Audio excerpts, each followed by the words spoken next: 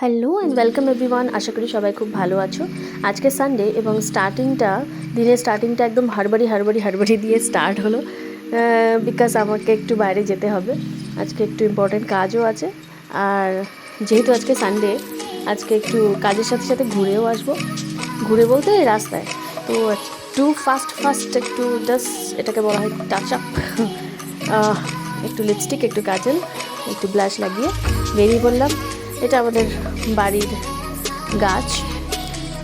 রাস্তায় আজকে ওয়েদার এত সুন্দর, নো সানলাইট, একদম সুন্দর ঠান্ডা, ভালো লাগছে। তো প্রথমেই চলে গেলাম রিলায়েন্সে, সেখানে ক্যামেরা করতে দেবে না বলে ক্যামেরা অফ করতে হলো। তারপর একটা কাজ ছিল, একটু প্রিন্ট করলাম, তারপরে বেরিয়ে গেলাম। রাস্তায় ঘুরতে এত ভালো লাগছিল যে কী বলবো। অন্য দিনগুলোতেও আমি এই রাস্তাটা দিয়েই যাতায়াত করি, কিন্তু আজকে একটা অন্যরকম ফিলিং হচ্ছিল, খুব সুন্দর লাগছিল। আজকে এত ঠান্ডা বাতাস, অক্সিজেন একেবারে ফ্রেশ মনে হচ্ছিল। এই রাস্তাটা আরেকটু পরেই অনেক গাছগাছালি দিয়ে ভর্তি, কারণ সাউদানি আশ্রমের গাছগুলো এত ফ্রেশ এয়ার দেয়, এত ক্লিন অক্সিজেন, এত ভালো লাগে। এত পলিউশনের মধ্যে থাকি না, তারপরে এইটুকু হাওয়া বাতাসই খুব মনে আনন্দ দেয়। তো গাড়িতে চলতে ঠিক করলাম যে আসার সময় একটু সাউরাঙ্গি আশ্রম হয়ে তারপরে বাড়িতে আসবো। তো এই গাছপালা দেখতে দেখতে আমরা এগিয়ে গেলাম। হঠাৎই দেখতে পেলাম রাস্তায় এই পাহাড়টা আজকে এত ক্লিন দেখা যাচ্ছে, মানে ওয়েদারটা মানে পলিউশন ফ্রি মনে হচ্ছে একদম। পাহাড় এত কাছে, কি ভালো লাগছে দেখতে। আমি একটু করে যাচ্ছি আর সুদীপকে বলছি একটু দাঁড়াও না একটু দেখি, একটু ক্যামেরাটা যতটা জুম করা যায়, যতটা না ক্যামেরায় দেখা যাচ্ছে ততটা আমি যেটা নিজে চোখে দেখেছি এত সুন্দর লাগছিল না একদম। আর এই ফ্রন্টটা, এটা আমি আনতেই পারলাম না ক্যামেরায় সুন্দর করে, যতই জুম করি না কেন। এটা চোখের সামনে যখন ছিল মানে এত মনে হচ্ছিলো আমি এখন পাহাড়েই গেছি, এত সুন্দর লাগে। তো তাই আমি মাঝে মাঝে ভাবি যে আমরা সবসময় ঘুরতে যাওয়া মানে একেবারে বাইরে যাওয়া এরকমই ভাবি, তো না, মাঝে মাঝে না আমরা কাজের ব্যস্ততায় এই সুন্দর জায়গা দিয়ে যাই ঠিকই, কিন্তু ঠিকমতো খেয়াল করে উঠতে পারি না। তো যাই হোক, আমাদের কাজ শেষ হয়ে গেছে, আমি ক্লিপস নিতে পারিনি। তো আমি এখন সাউদাঙ্গি আশ্রমে একটু এন্টার করব আর ঘুরে চলে আসব। এটা সুদীপের খুবই স্পেশাল জায়গা। দেখো কত গাছ একদম, একেবারে ভিতরে ঢুকলে যত গরমই হোক না কেন ওখানে ঠান্ডা লাগবেই তোমার। একটা আলাদাই আরাম, একটা আলাদাই ফ্রেশনেস ওখানে, ওইটা এক্সপ্লেন করা যায় না। আর মনে হয় না শিলিগুড়ির অন্য কোথাও এর থেকে বেশি, মানে এত কাছে এর থেকে বেশি ফ্রেশ জায়গা আছে। যাই হোক, এই স্কুলটাতে সুদীপ পড়াশোনা করেছে, তো এই স্কুলটার সাথে ওর খুব ভীষণ অ্যাটাচমেন্ট, ইভেন এর প্রত্যেকটা জায়গার সাথে ওর অ্যাটাচমেন্ট। ও নাকি এখানে আসলে পরে পুরনো স্মেলগুলো পায়, গাছের স্মেল, ঘাসের স্মেল। ও প্রচণ্ড পড়াশোনা করতে ভালোবাসতো, এখনও বাসে। তো স্কুলের সাথে অবভিয়াসলি ওর অ্যাটাচমেন্ট ভীষণ বেশি। আর প্রত্যেকটা দিন আমাকে স্কুলে যখন দিতে যায়, তখন এই স্কুলটা পাস দিয়ে যায় যখন, তখন সবসময় একই কথা বলে যে স্কুলটাকে খুব মিস করি। তো যাই হোক, আমাদের এখানটায় একটু বাইকে করে ঘুরে নিলাম, গাছগুলো দেখলাম, ভালো লাগলো। এবার ফিরতে হবে বাড়িতে। তো বাড়িতে ফিরে আজকে বোয়াল মাছ এনেছে সুদীপ, তো বোয়াল মাছ রান্না করতে হবে।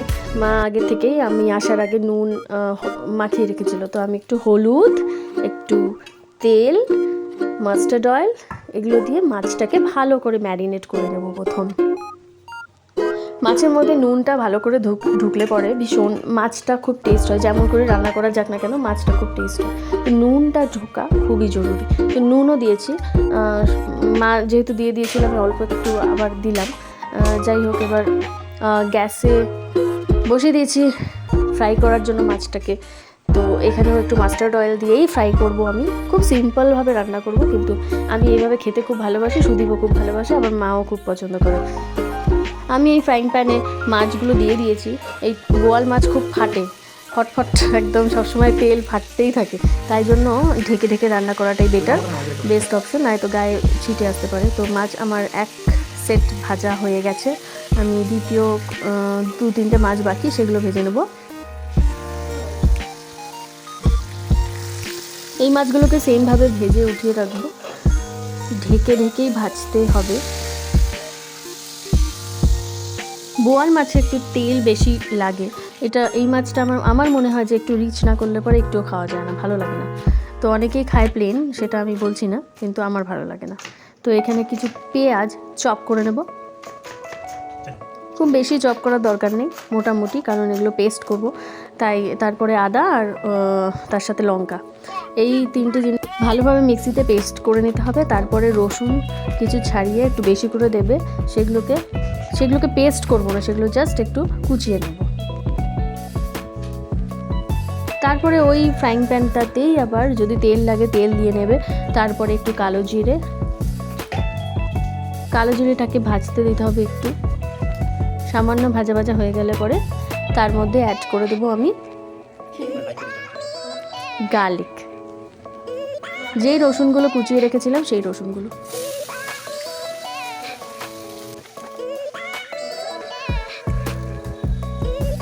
তারপরে হলুদ অ্যাড করে দেব আমি সামান্য, আগেই হলুদ দেওয়া ছিল তাই সামান্য, খুব সামান্য হলুদ। তারপরে নাড়াচাড়া করব, 2-3 মিনিটের মধ্যে ওটা ভাজা হয়ে যাবে। কভার অ্যান্ড কুক করাটাই বেটার। ভাজা হয়ে গিয়ে তারপরে এখানে যে পেস্টটা করে রেখেছিলাম সেই পেস্টটা আমি অ্যাড করে দিচ্ছি।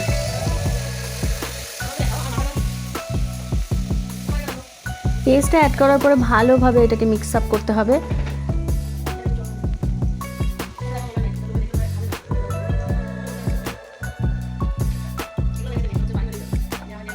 আমরা বাঙালি, তাই বাটিতে যেখানে যা ছিল এক্সট্রাক্ট সেগুলোকে ধুয়ে মুছে এর মধ্যে দেবই, না হলে আর বাঙালি হলাম কিসে।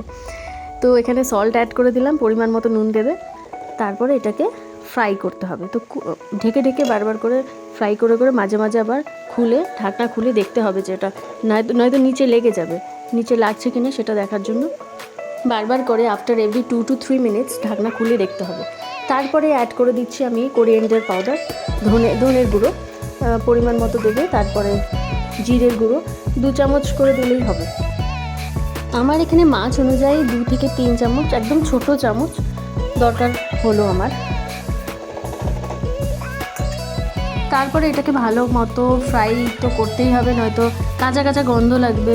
সব মশলা তারপরে রসুন এইগুলোর সব কিছুর কাঁচা গন্ধটা যতক্ষণ না চলে যাচ্ছে আর ভালো মতো তেলটা না ছেড়ে দিচ্ছে ততক্ষণ ভালোভাবে ফ্রাই করতে হবে। এই অবস্থায় যদি জল দিয়ে দেওয়া যায় তাহলে পরে খেতে একেবারে বিচ্ছিরি হয়ে যায়, তখনই ওই স্মেলগুলো আসে, কাঁচা কাঁচা গন্ধগুলো আসে, তবে খাবারের টেস্টও নষ্ট করে দেয় একদম।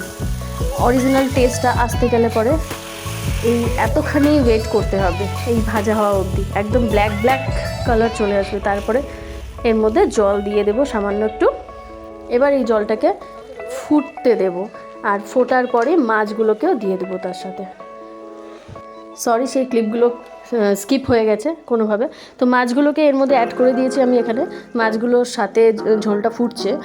তো এখানে Kashmiri red chilli powder use করলে পরে কালারটা একদম সুন্দর আসে, বাট আমরা ওটা অ্যাভয়েড করি খাওয়াটা, কারণ মার একটু প্রবলেম হয় ওটা পেটে। তো যাই হোক, হঠাৎ করে মা এটা হওয়ার পরে ডাকছে দেখি ব্যালকনিতে কিছু একটা দেখার জন্য, গিয়ে দেখি ছোট্ট একটা গাছে এত বড় একটা ফুল। কি জিনিসটা সুন্দর না? সো আজকের দিনটা এভাবেই কেটে গেল, সুন্দর সুন্দর মুহূর্ত দিয়ে। সকালে ঘুরতে গেলাম, সব কিছু করলাম, কাজও করলাম বাইরে, তারপরে এসে এই রান্না করা সব কিছু মিলিয়ে দুপুর হয়ে গেল। তারপরে এখন তো আছে আরও অনেক কাজ বাকি, সকলেরই এইসব কাজ করতে হয়, এটা আমি একা নয়। যাই হোক, তো এই ব্লগটা আজকে এখানেই এন্ড করছি।